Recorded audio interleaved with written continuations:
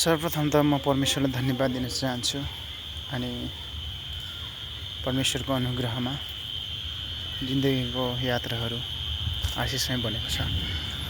अनि यो हरियाली चानिज दुबो अनि यो मिलाएर रोपेको फुलहरू अनि यी सबै कुराको लागि म विशेष गरेर हाम्रो सिस्टर जुना र सिस्टर पवित्रलाई हृदयदेखि धन्यवाद दिन चाहन्छु। यो ठाउँमा उहाँहरूले गर्नुभएको मेहनत र परिश्रमको इनाम परमेश्वरले अवश्य पनि दिनुहुनेछ। र अनि हामीसँग 10 महिना हुनुभयो, त्यसपछि उहाँहरू बिदा भएर सेवाको निम्ति अर्कै ठाउँमा जानुभएको छ। अनि उहाँहरूको यो मेहनत हो। अनि यहाँनिर चाइनिज दुबोहरू अनि यसरी फुलहरू रोपेर बेलोरिसन चर्च जिरायतलाई उहाँहरूले एकदमै माया गरेर यसरी फुलहरू रोपेर राख्नु भएको छ।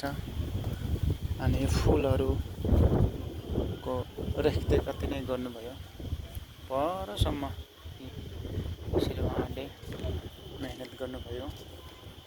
अनि भित्र पनि छ यसरी नै उहाँले यसरी दुःख गर्नुभएको छ। धेरै धन्यवाद छ सिस्टरहरूलाई। अनि है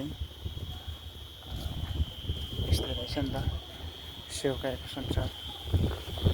प्रभुले धेरै आशिष दिनुभएको चर्चहरू सरसफाइ अनि एकदमै है यसरी चाहिँ उहाँले मेहनत गर्नुभयो। परसम्म धन्यवाद छ सिस्टरहरूलाई, धेरै धेरै धन्यवाद। परमेश्वरले जहीँ रहे पनि आशिष दिनुभएको सेवाको सिलसिलामा विभिन्न ठाउँमा हुनुहुन्छ, तर पनि हामी प्रार्थनामा सधैँ उहाँलाई याद गरि नै राखेका छौँ।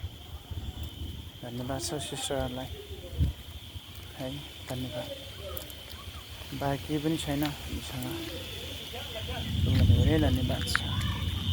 अनि यो रुखहरूको फेदीमा उहाँहरू रहन्जेलसम्म यी झारपातहरू यसरी देख्दैन थियो। अब यहाँनिर यस्तो झारपातहरू है यस्तै छ। प्रभुलाई धन्यवाद, सिस्टरलाई धेरै धन्यवाद।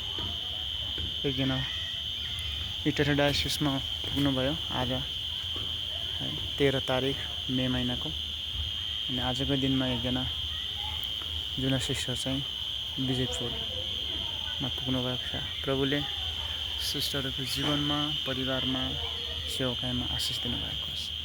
धन्यवाद। जय मसीह।